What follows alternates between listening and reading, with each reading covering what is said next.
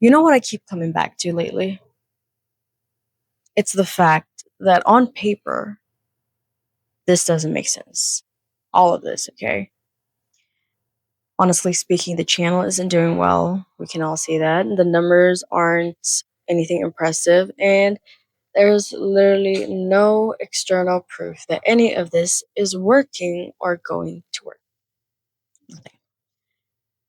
And if I was going to be completely honest, if I had to give advice to someone who was in my shoes, purely from a logical standpoint, from a results based perspective, I might tell them to just pivot, or pause or rethink the whole thing.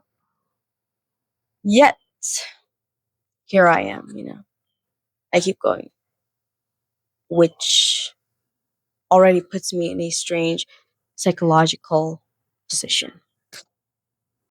Because now the question isn't, is this working?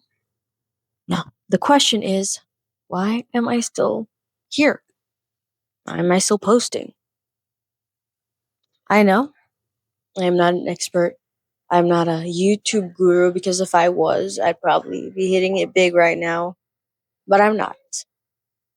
I'm simply Marisha sitting here with a camera, with a mind that won't shut up, and this quiet sense that I'm supposed to see this through, even if I look irrational right now. And maybe, not to sound too optimistic, that is the first thing that no one tells you about entrepreneurship. That at its core, it's not about having groundbreaking ideas because ideas are everywhere, okay? Ideas are everywhere. Everyone has ideas, everyone is an idea. What actually decides the outcome is who you become when the idea stops rewarding you.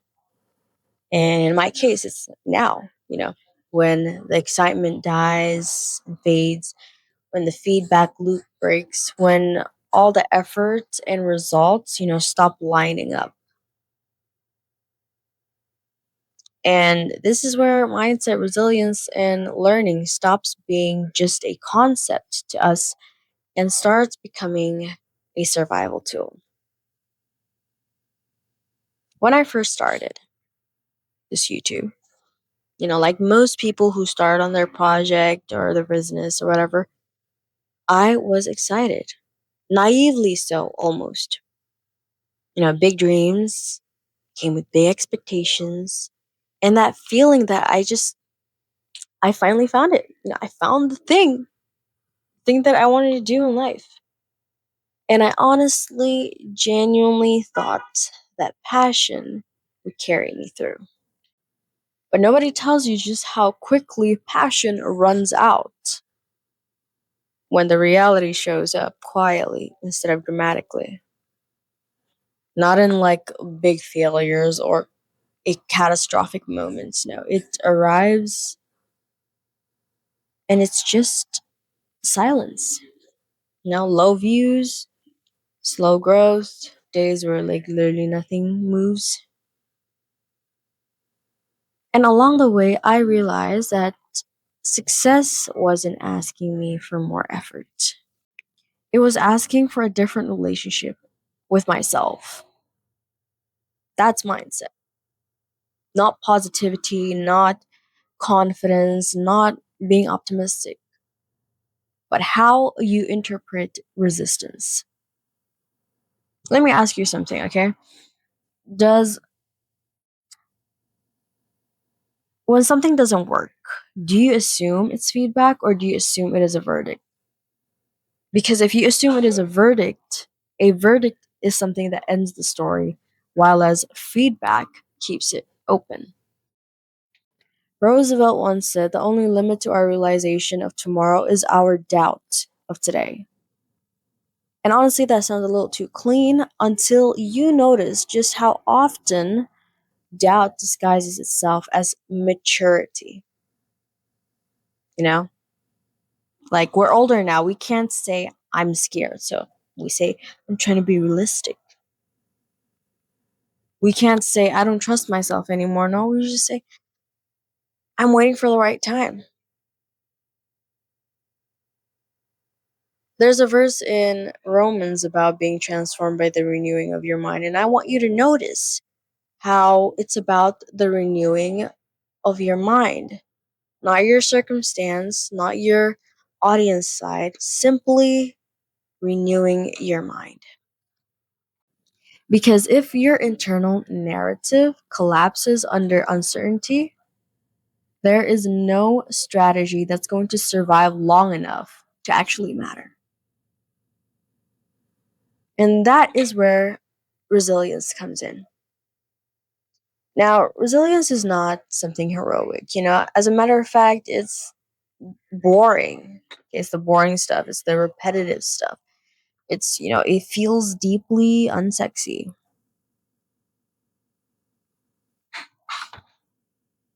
Let me tell you a quote by Zig Ziglar, and it goes something like, "It is not how far you fall, but how high you bounce." Okay, but here's a part that people don't usually like to admit. No one really likes to admit it, but most falls don't feel like falling. I don't know if the mic is picking this up, but there's a lot of traffic outside. Where was I? All right, falling. Okay, most falls don't feel like falling. Honestly, like they feel like nothing's happening. And honestly, that's way worse because when you fall hard, at least you know something happened. You tripped and you fell and then you tripped over something. You know what it is. But when nothing happens, your mind starts writing stories. Maybe I'm not cut out for this. Maybe I started too late. Maybe I'm too old. Maybe other people have something that I do. Maybe I'm not talented like them. Maybe it's fate.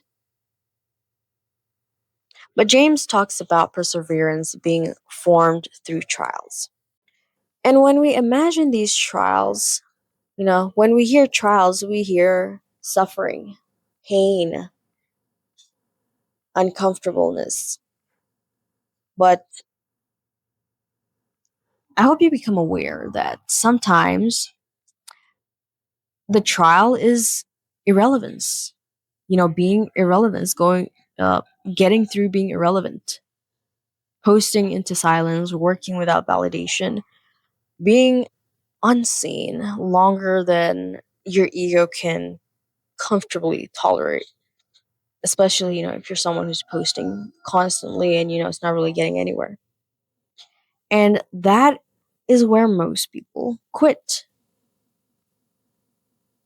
You know, we've made it. We made it to this point. We're 1 foot in.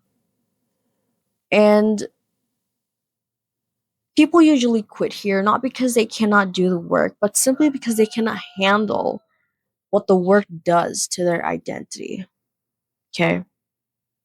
And then there's learning. Okay. This one humbles you a lot because continuous learning means admitting that you don't have all the answers, that you don't know what you're doing yet.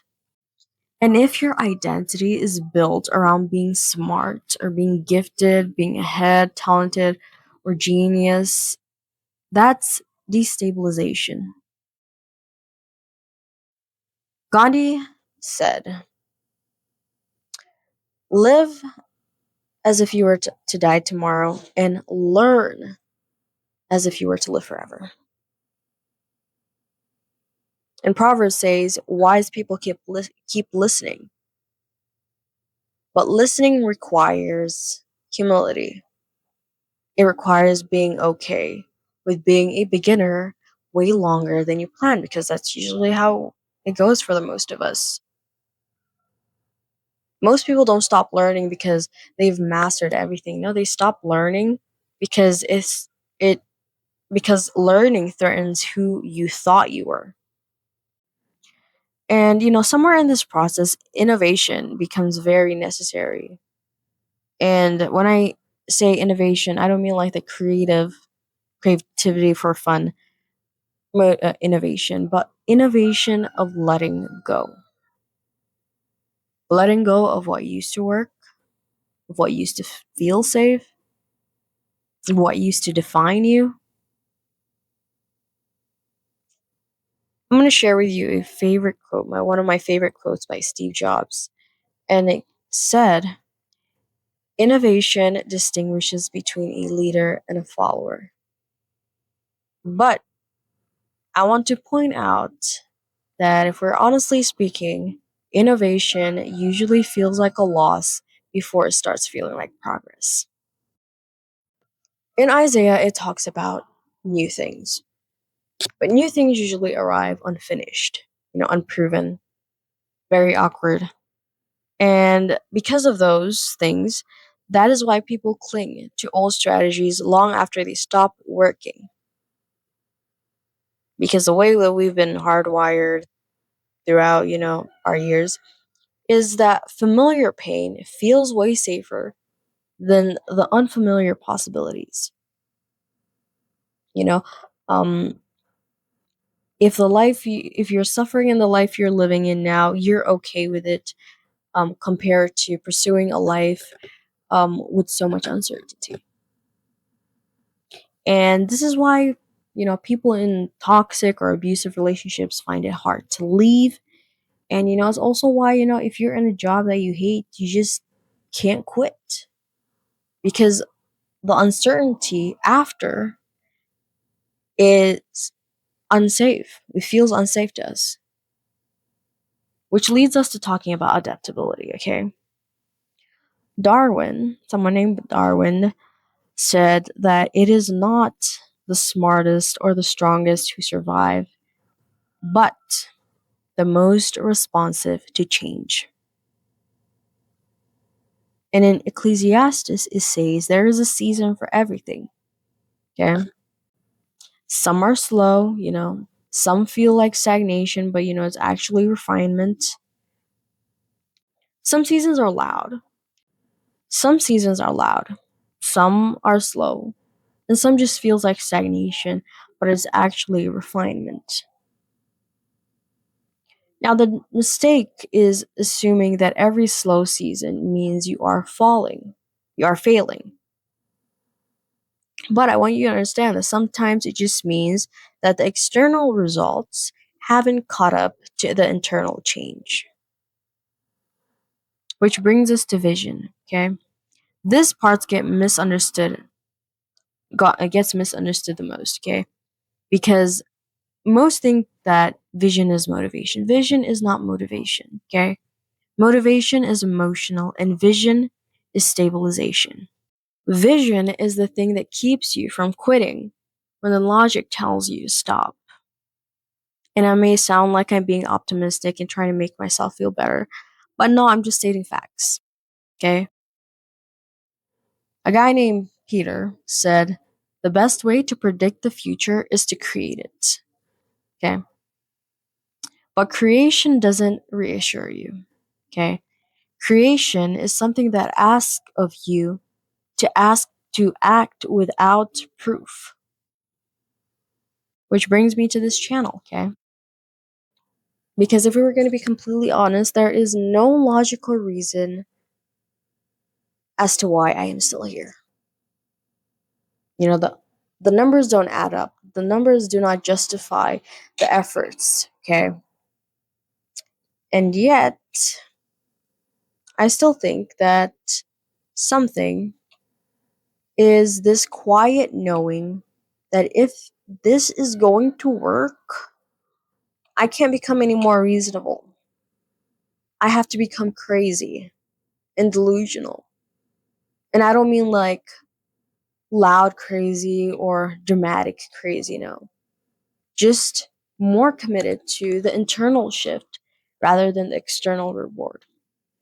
Right now, as we can see, the results aren't really rewarding me, but I believe that the process does, okay? This channel isn't successful yet, but it has done a lot for me already, okay? It has sharpened my thinking. It has forced me to sit with doubt instead of, cowering away from it. And it has taught me how to create without the applause. Danko talks a lot about, building in public, like this kind of work. But public doesn't really mean popular, okay? It means being exposed enough to feel uncomfortable. And that's enough. That's where the real work happens. So, yeah, maybe this looks crazy. Maybe I sound crazy, in denial, even, and delusional. But most things that matter look crazy before they make sense. Okay? Like, take the all the greats in history. They all started out as lunatics before they were named geniuses. And honestly, in this moment right now, I honestly think the real mistake wouldn't be continuing this whole thing, but quitting just so I can feel sane. Yeah, that would be the biggest mistake. I feel like it would be that I'd make. Because sanity for most people is just fitting into the expectation that they didn't choose for themselves. So if you are watching this with your half working project, your low view channel, or that idea that, is not working yet, I want you to hear this, okay? You are not broken, nor are you behind. You're just early, okay? And early always feels irrational to people who quit too soon. And that's it. That's all there is to it. So we'll see how this goes. Now, if you like the video, give it a like and subscribe. If you want to support this kind of work, there's a buy me a coffee link below. I don't recommend going there, unless you're crazy. I'm pretty sure you have more important things to use your money for.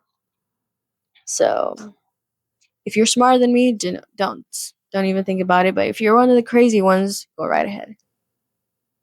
And yeah, I'll be seeing you in my next video because I am not going anywhere. Stuck with me.